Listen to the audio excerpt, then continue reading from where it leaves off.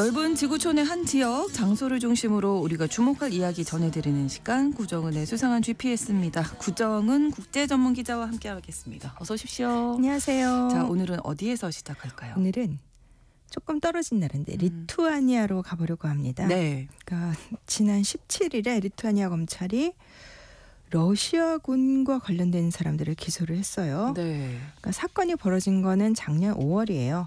이 리투아니아의 수도가 빌뉴스라는 곳인데 네. 여기에 있는 그 이케아 있잖아요. 네. 그 이케아 매장에서 불이 났었거든요. 네. 근데 그게 러시아 측의 음모가 들어간 방화 공격이었다라는 거였습니다. 그래서 이번에 기소를 한 건데 네. 이케아가 무슨 상관이냐. 하필 이케아 매장을 공격한 거. 이케아 혹시 그 브랜드 아시죠? 네, 그 네, 브랜드 네. 로고가 파란색하고 노란색이에요. 여기가 이제 스웨덴. 예, 스웨덴 회사죠. 네, 근데 그러니까. 이게 우크라이나 국기 색깔하고 같다는 거예요. 굉장히 이상하죠? 근데 아무튼 그래서 이게 리투아니아 검찰이 GRU라는 러시아군 조직의 광범위한 다단계 네트워크가 가동이 돼서 공격을 저질렀다.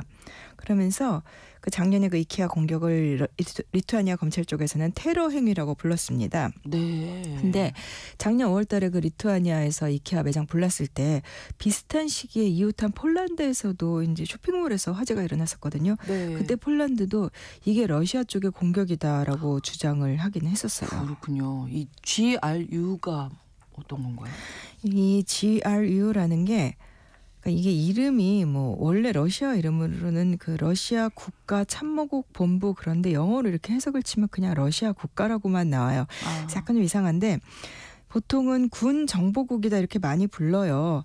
이 기구가 역사가 굉장히 오래됐습니다. 네. 아주 처음 출발로 거슬러 올라가면은 뭐 1918년 이때 러시아 혁명 당시에 그때 이제 소비에트 혁명 때 그 적군 붉은 군대 네. 사령관하고 당시 혁명 지도자였던 레온 트론츠키 쪽하고 뭐 합의해서 만든 정보기관이다 뭐 이렇게까지 역사가 나와요. 네. 근데 뭐 그거는 진짜 옛날 얘기고 네. 공식적으로 기구가 이렇게 지금처럼 출범한 거는 2차 대전 때 스탈린 때였는데 그것도 역사가 꽤 되는 예, 거잖아요. 근데 사실 러시아 옛날 소련의 정보기관하면 제일 유명한 게 KGB. 예, 예. 네. 그 지금은 근데 KGB는 냉전이 끝난 다음에 한번 해체가 돼서 연방보안국 FSB로 바뀌었습니다. 네. 근데 이 GRU라는 기구는 계속해서 이게 군 내부의 조직이고 그래서 없어지지 않고 계속 살아남았어요. 예. 그래서 뭐 KGB보다는 이렇게 아무래도 군 기구니까 대외적으로 많이 알려지진 않았는데 뭐 예를 들면 뭐 1960년대 초반에 미국과 러시아가 뭐 그 당시 소련이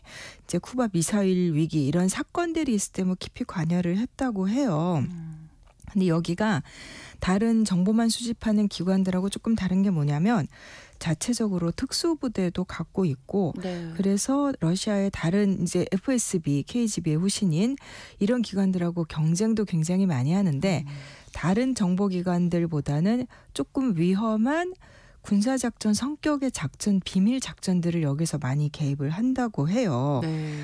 그래서 조금 위험성이 높은 작전들 이런 거 예. 하는 게 특징이고 여기 이 기구가 2012년에도 리투아니아에서 이제 뭐 이건 뭐 통상적으로 어느 나라나 하는 거긴 한데 스파이 작전 이런 거 하다가 스파이 네트워크 들통나서 또 그때도 외교 마찰 빚은 적도 그랬군요. 있었습니다. 그런데 지금 정보기관이잖아요. 어쨌든 네. 군 정보기관인데 이 노란색, 파란색 우크라이나 국기랑 색깔이 비슷하다고 이게 테러 뭐 이런 게 이게 그렇게 역사가 오래된 기관이 그러면 겨우 국기 색깔 가지고 그러니까요. 남의 매장에 이게 불 무슨 지르고 얘기인가. 있느냐. 그리고 또 더 웃긴 거는 이케아의 노랑파랑은 그건 스웨덴 기업이고 스웨덴 국기 색깔이에요. 네, 맞아요. 공교롭게도 우크라이나랑 깃발 색깔이 같은 거지 원래 스웨덴의 색깔을 축구팀도 그 색깔이 네. 스웨덴 색깔이어서 그렇죠. 이 회사의 매장은 그 노랑파랑 로고였을 뿐인데 아주 디테일하게 보면 그 파란색도 그 파란색은 아닐걸요. 근데 뭐 굳이 러시아 쪽에서 했다 그러면 이케아를 미워할 이유를 뭐 굳이 찾자 보면은 뭐 예를 들면은 뭐 러시아가 우크라이나를 침공한 다음에 네. 이케아가 러시아에서 사업을 접은 거 그때 뭐 공장도 가동 중단하고 자산도 다 매각해버렸어요. 네.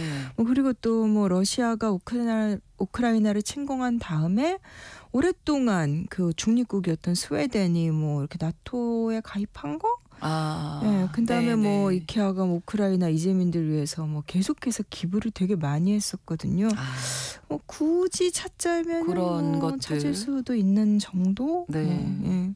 그래도 이게 그냥 이렇게 끝날 일은 아닌 것 같아요. 사실 그때 불이 났을 때는 뭐 일단 방화 공격은 명확했던 것 같아요. 네. 이렇게 우리 시한폭탄처럼 이렇게 시한 정해놓고 네, 네. 멀리서 이제 기폭 장치를 해가지고 네. 이 터트리는 그런 걸로 불이 났었거든요. 근데 그때 뭐 이렇게 엄청나게 뭐 규모가 큰 건 아니었고 그냥 불이 잠깐 났다가 금방 진압됐습니다. 네. 근데 이게 뭐 노랑파랑 국기 때문에 일어났다 그러면 해프닝일 수 있지만 그렇죠. 이 국가 간의 관계에서는 이제 해프닝일 수가 없고 예. 특히 이 리투아니아처럼 러시아와 멀지 않은 이 발트해 국가라고 하는 이쪽 지역에서는 굉장히 이게 불안감이 크죠. 예를 들면 미국의 도널드 트럼프 정부나 이런 데서는 네. 뭐 이런 나라들의 불안감 이런 거 완전 평가절하 하면서 막 이렇게 하고 있는데 실제로 그 근처에 있는 나라들은 침공하는 걸 봤는데 그렇죠.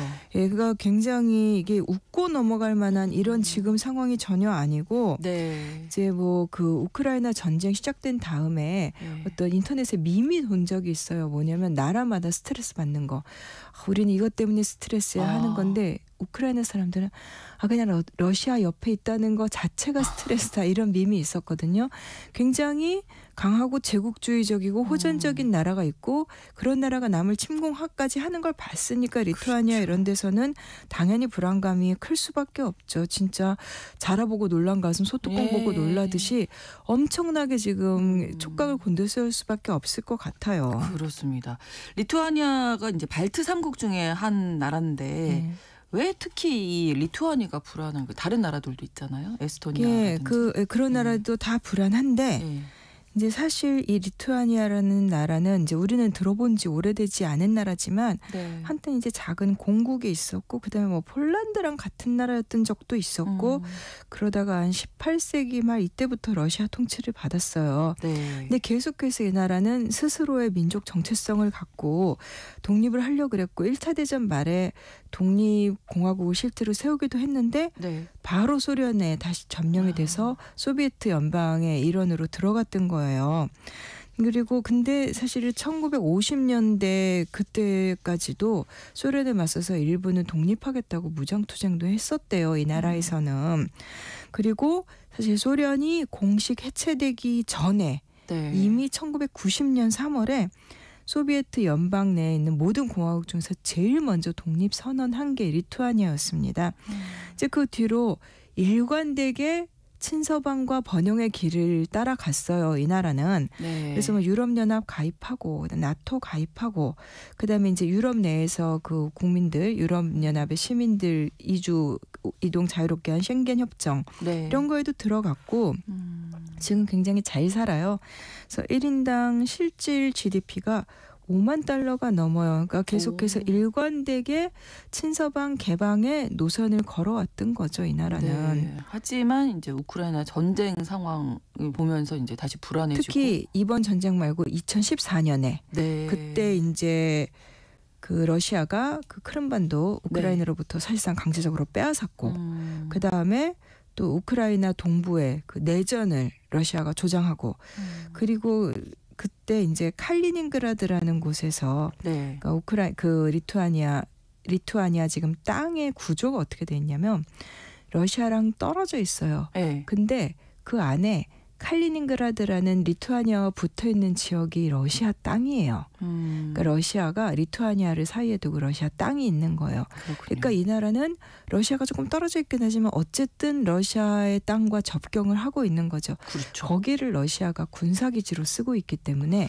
이 나라 입장에서는 당연히 좀 불안할 수밖에 없고 네. 그래서 2014년에 러시아가 우크라이나에 하는 거 보면서 이 나라가 원래 징병제를 폐지를 했었는데 2015년에 그것도 부활시켰어요. 지금 뭐 완전 강제는 아니어도 자발적으로 이제 실제로 많이 군대에 자원한다고 하고 네. 그리고 나서 2022년 2월에 이제 러시아가 우크라이나 이제 침공을 하니까 바로 그 다음에 다음 날인가 리투아니아도 비상사태를 선포를 했습니다.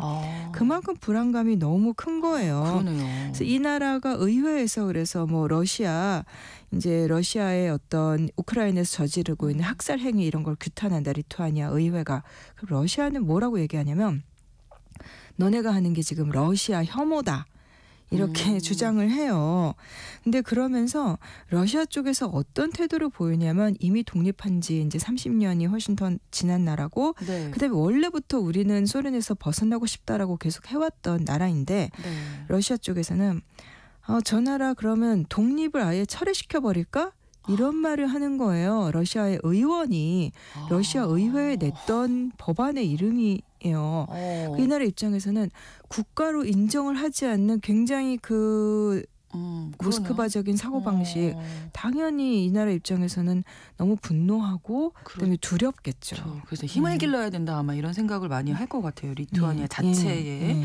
근데 실제로 그런 러시아와 어떤 무력 충돌 가능성이 있나요? 제가 이번에 안 그래도 이 이케아 이거 보면서 네. 처음에는 뭐 이런 일이 다 있어 하고 봤다가 이제 리투아니아 언론들을 보니까 네. 전쟁 스트레스가 너무 심하다는 거예요. 그래서 거기 표현들을 보면은 누구나 만나면 전쟁 이야기. 혹시 우리도 나는 거 아니야? 계속 전쟁 공포. 전쟁이 일어날지 않았지만 거의 그런 상황이군요. 그다음에 리투아니아의 군인들 지금 징집돼 있는 군인들은 전쟁 스트레스 때문에 네. 너무나 극도의 심리적인 압박 받고 있고 그다음에 지난 18일에 리투아니아 의회에서 이제 안보 상황 좀 브리핑하는 비공개 회의가 열렸는데 네. 의회 비공개 회의가 열린 게 독립할 때 1991년 이래 처음이었다고 합니다. 그리고 이게 또 이 나라가 이 남쪽에 벨라루스라는 나라가 있는데 네. 거기는 러시아하고 완전 맹방이에요. 그러니까요. 네. 네. 그러다 보니까 벨라루스가 있고 리투아니아가 있고 그 리투아니아 쪽에 칼리닝그라드는 러시아라는 영토가 있는 거예요. 그러니까 이 리투아니아 사람들 입장에서 혹시 벨라루스랑 칼리닝그라드를 바로 있는 통로를 만들겠다면서 러시아군이 진격해오는 그런 일이 있지 않을까? 뭐 이런 두려움도 있고 그래서 뭐 그렇게 구체적인 움직임이 있었던 건 아니에요 아직은. 근데 네. 계속 두려운 거죠. 이거 우리나라 짓밟고 지금 자기네 러시아군이 보급로 만들겠다는 거 아니야? 이런 게 있고 그리고 그 칼리닝그라드라는 지역 자체가 네. 원래 리투아니아 땅이었는데 소련 시절에 이제 러시아군이 군사 기지로 만들었던 건데 리투아니아 입장에서는 자기네가 독립할 때 그거를 못 챙겼다라는 인식을 갖고 있는 거예요. 그래서 거기에 이제 러시아가 꽂아놓은 칼처럼 그거는 사실 스웨덴이나 다른 나라들도 그 칼리닝그라드라는 작은 땅의 존재를 굉장히 경계해요. 실제로 러시아가 유럽에 좀 뭔가 불만이 있으면은 꼭 거기서 이제 미사일 쏘고 군사훈련을 합니다.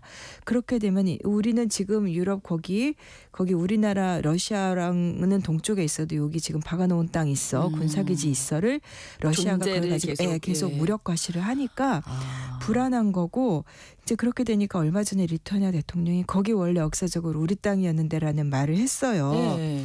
이제 그랬더니 그때 크렘린 대변인이 뭐라고 했냐면 그런 발언을 하면은 러시아의 안보를 위한 잠재적인 조치가 정당화될 수 있다. 말이 좀 어렵죠. 근데 뭔지는 알겠어요. 무섭죠. 무서워요. 네. 네. 내가 뭔가 조치하는 너 그런 말하면 우리가 뭔가 조치하는 게 정당한 걸 수 있어라고 하는 건데 그 조치가 그러니까 리투아니아 사람들 입장에서 아니 그럼 여기를 어떻게 하겠다는 것인가. 뭐 굉장히 전쟁이라도 나는 건가 뭐 이런 공격하겠다는 건가 이런 생각할 수 있겠네요. 예, 그런데 자기네들은 우크라이나가 뭐 역사적으로 우리 일부였으니까라며 침공해 놓고 나서 리투아니아가 그 칼리닝그라드도 우리 일부였는데라고 하니까 그러니까 간장선을 하겠죠. 여기에 미국 트럼프 대통령도 우크라이나를 돕지 않겠다고 하니까 그러니까 더 불안해졌군요. 당연히 그러면. 걱정을 하죠. 근데 사실 2014년에 러시아가 좀 어떤 그런 영토적인 야심을 보인 다음에 미국과 이제 나토군이 대서양 결의 작전 뭐 이런 작전을 하면서 이제 미군도 나토군의 일원으로 이 발트해 국가들이나 동유럽에 이제 병력이 순환 배치됐었어요. 상설 주둔은 아니어도 이제 뭐 군사 훈련 명목으로 이렇게 돌아가면서 그때 리투아니아에서도 훈련하기도 하고 네. 그다음에 이제 2019년부터는 이제 미군 중화기대대도 이제 리투아니아에 배치되고 있고 네. 리투아니아 쪽에서는 이렇게 되니까 미군 제발 주둔해달라 이러고 있던 상황이었어요. 그리고 2023년에는 그때는 뭐 나토군이 리투아니아에서 군사훈련하는데 리투아니아가 군사 기지를 엄청 크게 확대를 했어요. 네. 독일군이든 미군이든 좋으니까 일단 좀 와서 있어달라 뭐 이렇게 네. 했었는데 근데 트럼프 체제가 되고 미국의 트럼프 체제 들어서고 나서는 미국을 믿을 수 없게 됐죠. 우크라이나도 안 도와주겠다는데 무슨 리투아니아를 그렇죠. 도와주겠으며. 네. 근데 이제 최근에 이 리투아니아 총리가 우리 그 대서양 협력엔 이상 없다. 그러니까 한마디로 발트해 국가들하고 미국하고의 협력은 아무 이상 없다. 관계가 악화될 조짐은 없다라고 말은 했지만 실제로는 좀 다르겠죠. 그렇죠. 그 얼마 전에 트럼프 대통령하고 블라디미르 푸틴 러시아 대통령이 이제 우크라이나 전쟁 놓고 이제 통화를 했다고 하는데 네. 그때도 리투아니아 쪽에서는 굉장히 경계하고 그러니까 당연히 지금 불안감은 뭐 나날이 커져가고 있는 거죠. 그렇습니다. 그러니까 아까도 말씀드렸지만 스스로 국방력을 강화하는 방법밖에는 없다. 지금 누구를 믿을 수 그래서 없다. 이 나라는 발전 경로를 걷고 있었는데 네. 최근 나온 보도를 보니까 올해도 그렇고 지금 국방비를 뭐 나토 2%도 안 낸다라고 미국이 맨날 뭐라 그러는데 네. 그러니까 내년에 GDP의 5.25%를 이제 국방 예산으로 쓰겠다. 그래봤자 전체 규모로 따지면 러시아하고 비교하면 뭐 세 발의 안 핍니다만은 되겠지만 그래도 어쨌든 지금 어떻게 해서든 자구책을 강구하려고 아. 그만큼 발전에 들여야 될 돈을 이제 그런 쪽으로 이제 쓰게 되는 거고 굉장히 그러네요. 안타까운 추출이 될 수밖에 없지만 일단 러시아와 유럽이 이렇게 대립이 심해지면은 결국 최전선에 갈 수밖에 없는 발트 국가들 그 나라들 다 잘 살고 열심히 자기네 길을 걸어왔는데 네, 네. 지금 참 안타까운 현실이죠. 발목이 잡힐 수 있는 그런 네. 상황에 있네요. 네. 자, 구정은의 수상한 GPS 오늘도 구정은 국제전문기자와 함께했습니다. 오늘도 고맙습니다. 감사합니다. KBS 라디오 신성원의 오늘 세계는 다음 주 월요일 오전 11시 5분에 다시 뵙겠습니다. 고맙습니다.